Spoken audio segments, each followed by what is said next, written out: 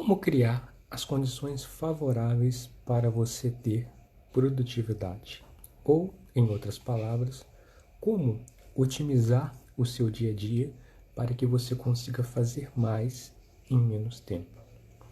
Quando estamos falando em criar situações, criar condições, criar formas que sejam favoráveis, significa você encontrar de estratégias para que você possa realmente conseguir realizar, executar as tarefas que você precisa executar, os projetos que você precisa executar com mais eficiência, com mais, em outras palavras, você deixa estruturado, você deixa organizado e quando você vai realizar eles, você consegue realizar eles de uma forma muito mais fácil, sem precisar tomar muitas decisões, sem precisar de muita estratégia, de fato, para a execução. A execução se torna mais fácil.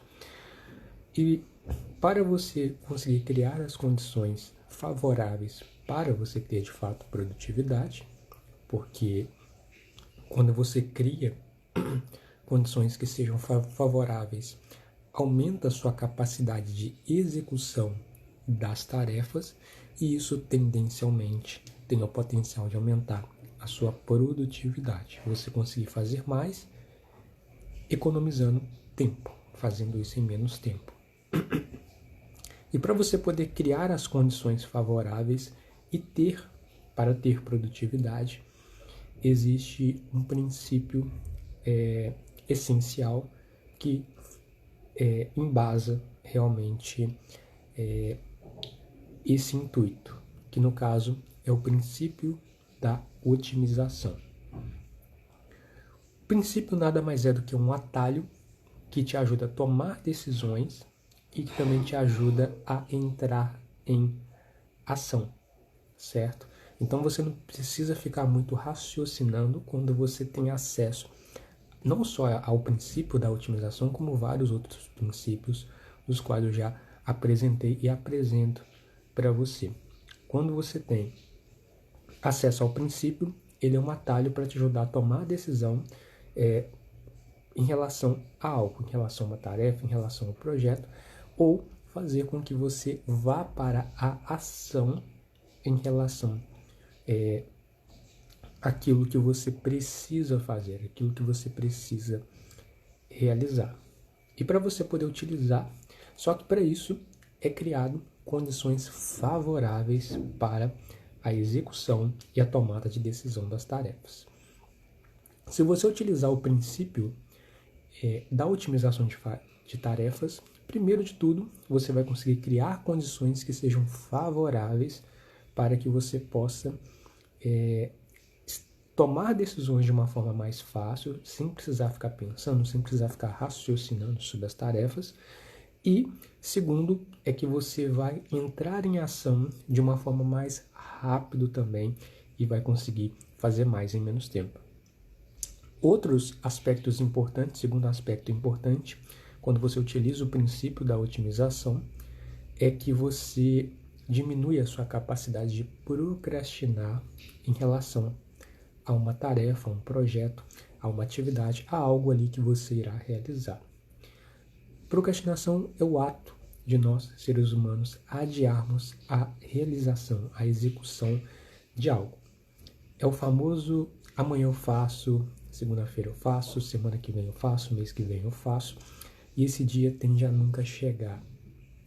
A pessoa vai sempre empurrando até chegar um momento em que aquele é o último dia para entregar a tarefa, é a última hora para entregar o projeto, e aí a pessoa realiza, aí a pessoa executa. Mas quando você utiliza o princípio da otimização, você tem a oportunidade de encontrar formas de enfrentar a procrastinação e diminuir as chances de que a procrastinação ocorra, para que justamente pelo fato de que você está criando condições que sejam favoráveis, isso facilita o seu progresso e diminui as chances de você procrastinar a execução e realização das tarefas. Terceiro aspecto importante quando você utiliza o princípio da otimização e você cria condições que é favoráveis para a execução das tarefas, isso diminui também a sua capacidade de deixar a preguiça se manifestar. Preguiça e procrastinação são parecidas, mas tendem a ter uma pequena diferença. No caso da procrastinação, o indivíduo adia as tarefas que são importantes. Não é que ele não faz nada, ele só faz outras tarefas que, no ponto de vista dele, são mais prazerosas, mas algo ele está fazendo. Mas não é aquilo que é prioritário, aquilo que é importante. Então, ele não utiliza, às vezes, de critério quando ele vai procrastinar. Na preguiça, o indivíduo simplesmente não quer fazer nada. Ele simplesmente não tem... o intuito dele, às vezes, é ficar deitado no sofá, ficar em redes sociais, algo que gera dopamina para o cérebro dele, certo? Isso são atividades que dão mais prazer a ele. Então, quando você cria condições favoráveis para você ter produtividade, condições favoráveis para você poder executar a tarefa, isso diminui também a capacidade do indivíduo ficar com preguiça. Vencer a preguiça de fato, certo? Se por acaso ela estiver acontecendo. Mas agora, como a gente pode utilizar o princípio da otimização? E o princípio da otimização, ele tem várias técnicas, porque existem diversas formas para que nós possamos criar as condições favoráveis para a execução de uma tarefa ou simplesmente para a tomada de decisão de execução de uma tarefa. Primeira técnica. A primeira técnica a ser apresentada para você poder criar as condições que sejam favoráveis para você ter produtividade é a técnica do comprometimento público. Quando você se compromete publicamente, e o que essa técnica quer dizer, né? Quando você se compromete publicamente com um grupo de pessoas ou vários grupos de pessoas, ou seja, quando você se compromete, seja em uma mídia social onde você tem uma audiência, seja em uma comunidade, seja com a sua família, seja com a sua equipe de trabalho, seja com seus colegas da faculdade, seja com um grupo ou todos esses grupos, quando você se compromete, a sua chance de você executar a tarefa tende a ser maior, pois você se comprometeu com aquele grupo. E é a sua imagem que está em jogo, é a sua credibilidade que está em jogo naquele momento quando você se compromete. Se você não realizar, você não vai querer ser taxado como uma pessoa que promete, ou melhor, se compromete com algo e não realiza aquilo que se comprometeu. Então muitas pessoas tendem a executar mais quando elas se comprometem publicamente. Então, você precisa se comprometer publicamente que você irá executar determinada tarefa ou determinado projeto, ou que vai iniciar determinado desafio. Muitas pessoas fazem esses desafios de 7 dias, de 14 dias, de 21 dias, ou desafio de 30 dias. E quando você promete que você irá entregar aquela tarefa, aquele projeto, aquele desafio, aquela atividade, aquilo que você está concluindo, quando você se compromete, a sua chance de executar tende a ser muito maior. E o interessante é que é o seguinte, quando uma pessoa ela vai lançar um livro, por exemplo,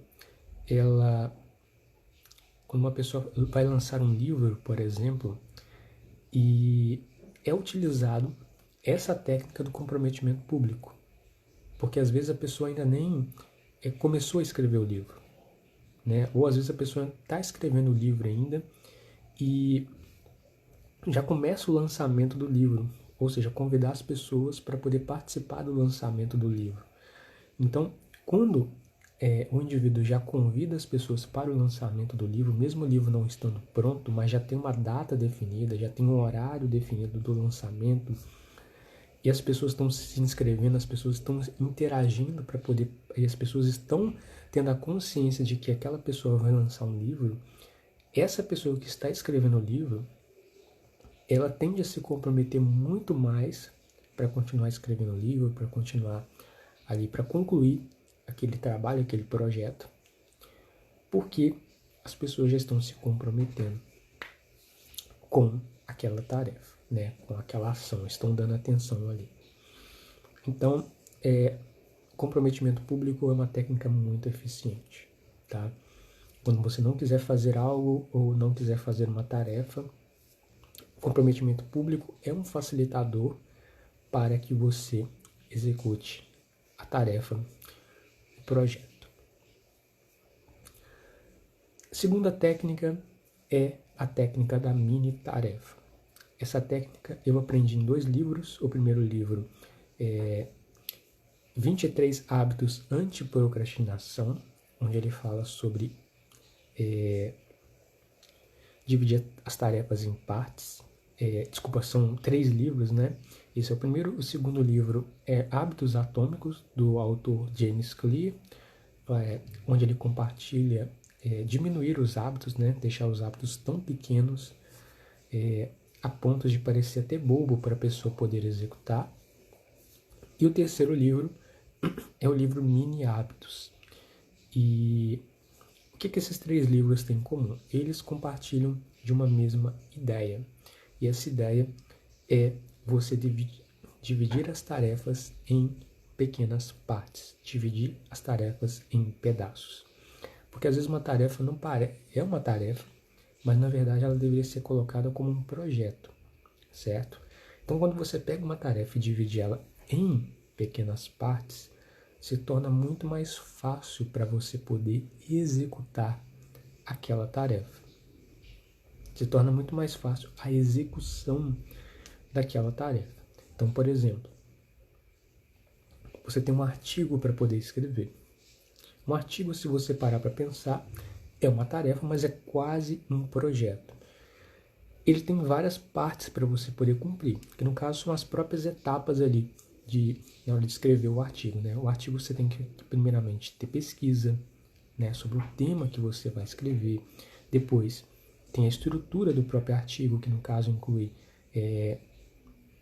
uma introdução ali mais atrativa, depois uma outra introdução realmente do texto, depois o desenvolvimento, que é uma parte bem grande, bem densa, depois tem a conclusão do texto, depois tem uma chamada para ação, certo? Para a pessoa que quiser comentar ou algo nesse sentido, aquele artigo.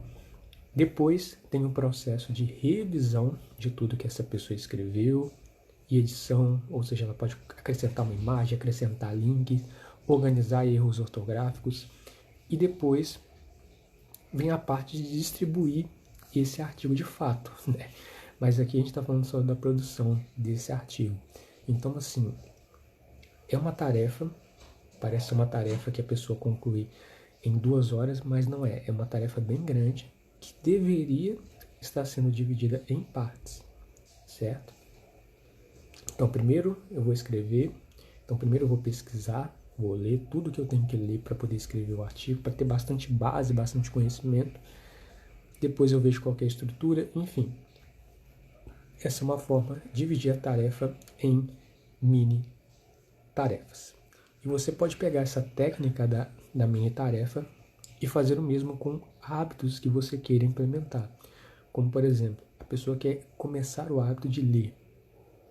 Ao invés de ler 3 capítulos por dia, querer ler 3 capítulos por dia, às vezes que tal você ler um capítulo, ou às vezes uma página.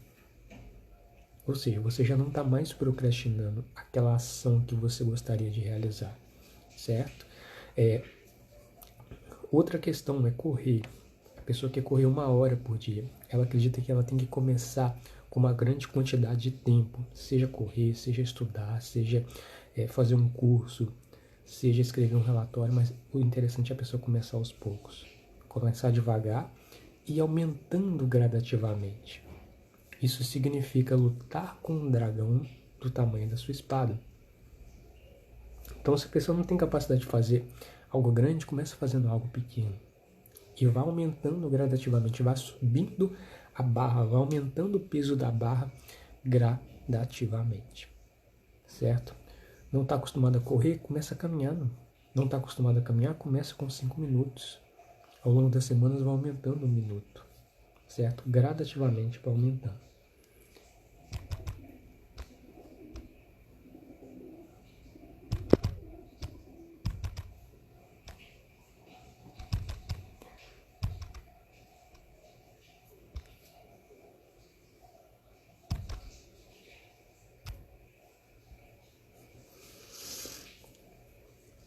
Bom, a próxima técnica é a técnica da recompensa. Bom, quando você concluir uma tarefa, um projeto ou uma atividade, pode ser bem interessante e relevante você se dar uma recompensa. Mas é interessante você ter a consciência antes de realizar aquela tarefa. Olha, se eu fizer essa tarefa, eu vou me dar como recompensa algo. E esse algo tem que ser algo que você goste, que você tenha interesse e que seja atrativo para você. Certo? Pode ser às vezes assistir um trecho de uma série, pode ser ouvir uma música, pode ser comer algo que você gosta, pode ser passar um tempo na rede social. Enfim, tem que ser algo que você gosta, tem que ser algo que te chame a atenção, que chame a sua atenção para que... Por quê? Porque quando você se dá uma recompensa e você tem consciência disso, você tem uma motivação para poder entrar em ação. E aí, se você concluir a tarefa, você se dá a recompensa. Se você não concluir a tarefa, você não recebe a recompensa. Lembrando que você tem que se comprometer com você mesmo e ser íntegro com você mesmo em relação a isso. Bom, e por falar em recompensa, o oposto também funciona, então a gente vai para a quarta técnica. A quarta técnica é: se a recompensa funciona, a punição também tende a funcionar. Então, no caso, quando você realiza uma tarefa, quando você realiza uma atividade, é interessante você também se dar uma punição se por acaso você não realizar aquela tarefa, aquela atividade ou aquele projeto. Pode ser tirar algo que você gosta ou você fazer algo que você não gosta. Por exemplo, se eu não fizer essa tarefa, eu vou ter que lavar o meu carro. Meu carro está todo empoeirado, normalmente eu mando ele para o lava-jato, mas se eu não fizer essa tarefa, esse projeto que eu me comprometi, eu vou lavar o meu carro, que é uma coisa que eu não gosto de fazer. É um exemplo, tá? Mas poderia ser qualquer outra atividade. Mas tem que ser algo que você não gosta, a punição. Lembrando que você pode utilizar a recompensa e a punição em conjunto. Em outras palavras, se você não fizer aquela tarefa, além de você não receber a recompensa, você recebe uma punição. Agora, se você consegue realizar a tarefa, concluir ela, você recebe a recompensa, mas não recebe a punição, ok? Próxima técnica para você poder facilitar, né, para você poder criar as condições que sejam favoráveis para você, próxima técnica, quinta técnica, é você criar um senso de urgência. Se você der para uma pessoa 1 mês para poder entregar uma tarefa, essa pessoa vai gastar 1 mês para poder te entregar essa tarefa. Se você der de prazo para uma pessoa 15 dias para te entregar um projeto, essa pessoa vai gastar os 15 dias para te entregar esse projeto. Se você der de tempo para uma pessoa 1 semana para te entregar um relatório, essa pessoa vai gastar 1 semana, 7 dias para te entregar um relatório. As pessoas sempre vão ocupar todo o espaço de tempo que você der para elas. A mesma coisa se você A pessoa pode terminar a tarefa em 7 dias, mas se você deu a ela 15 dias, ela vai terminar nos 15 dias. Se você deu a ela, ela consegue terminar em um mês, mas se você deu a ela 2 meses ela vai levar para entregar uma tarefa, certo? A procrastinação ela tende a acontecer, mas é que na verdade a pessoa às vezes vai colocando outras tarefas no lugar dessa tarefa. Então como é que a gente resolve isso? Você criar um senso de urgência. Ou seja, um exemplo seria, você tem 2 semanas, ou seja, você tem 15 dias para poder entregar uma tarefa.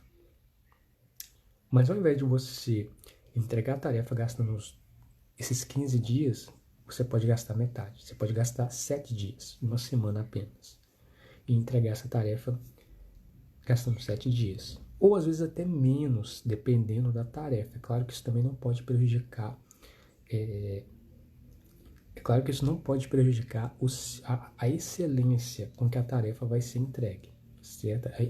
A tarefa tem que ser entregue com excelência, com qualidade, certo? Então, ou, por exemplo, se você tem um mês para poder entregar a tarefa, se você tem capacidade de entregar a tarefa em 15 dias, também, olha só a quantidade de espaço, de tempo que vai sobrar para você. Se tem, por exemplo, 7 dias, se tem uma semana, e você entrega a tarefa em 3 dias, 4 dias, isso também. Então, você se dá esse tempo, certo? Você diminui o seu tempo de entrega de uma tarefa. E a verdade é a seguinte, gente. Quando a gente vai entregar algo para o outro, no caso, seja um chefe, seja um líder, seja um colega que você trabalha, você tem que entregar a tarefa para ele, o projeto para ele, seja um cliente que você vai entregar um trabalho para ele, um projeto para ele.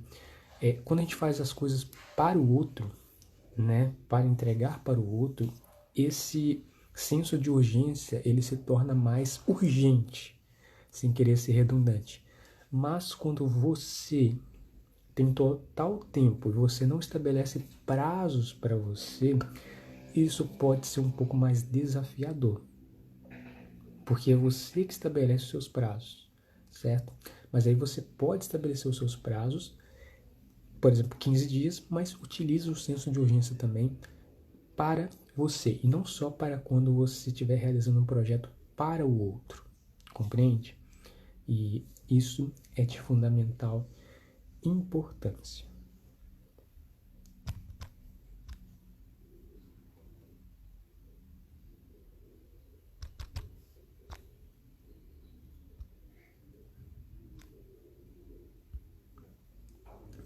Próxima técnica é a técnica do 3, 2, 1, agora.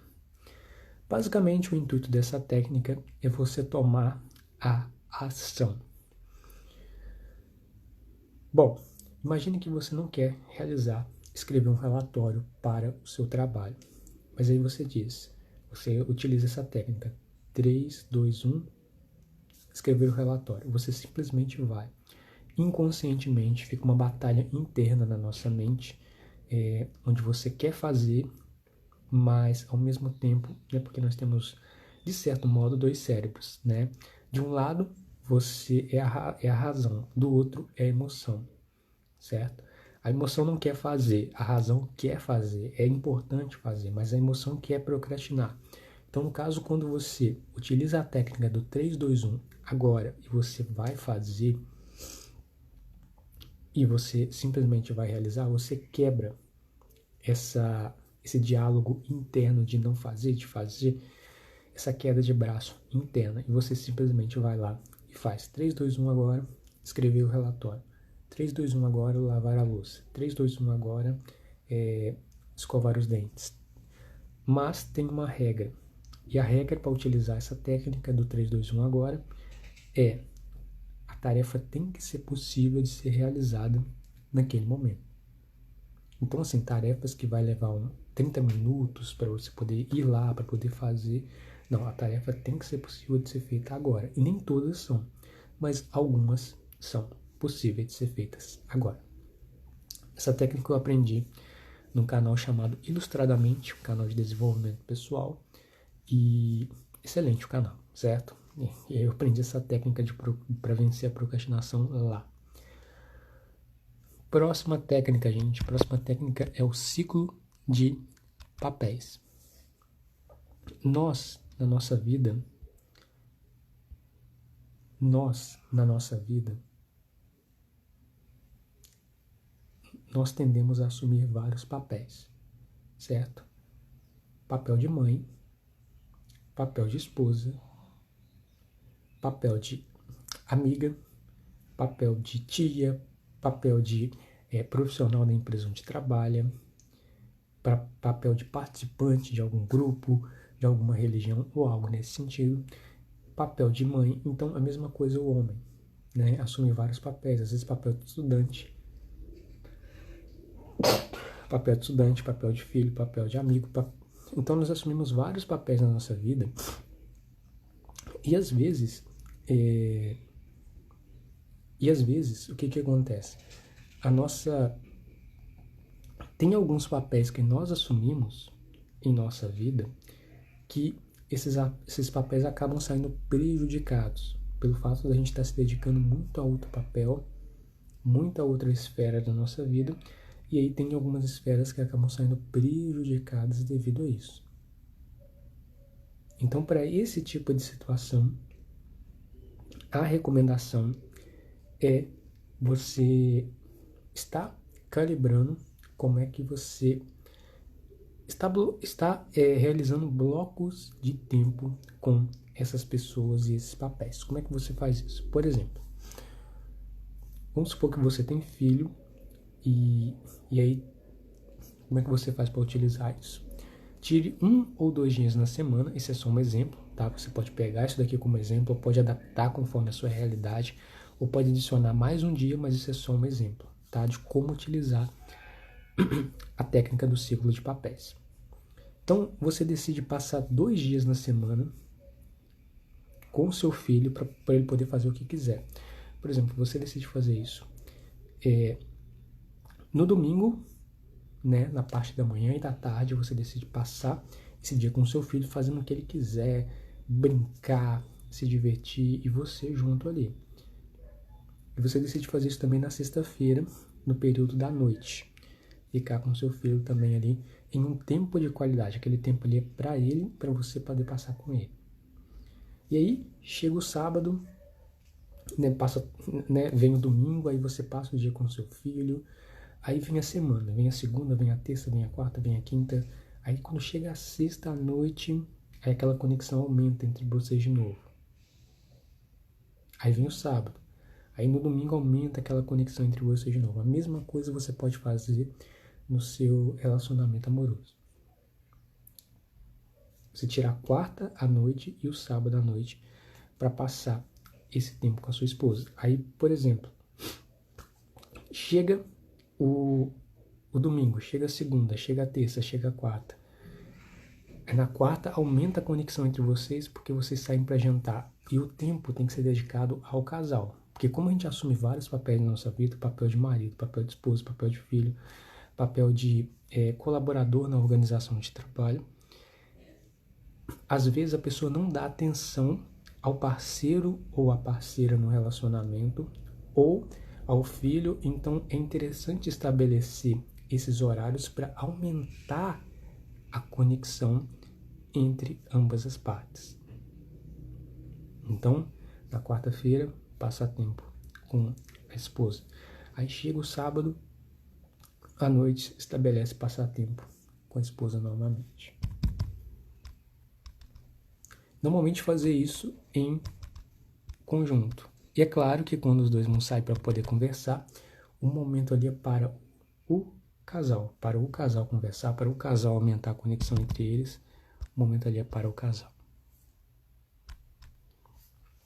Gente, essa foi a nossa aula de hoje. Desejo que você tenha gostado.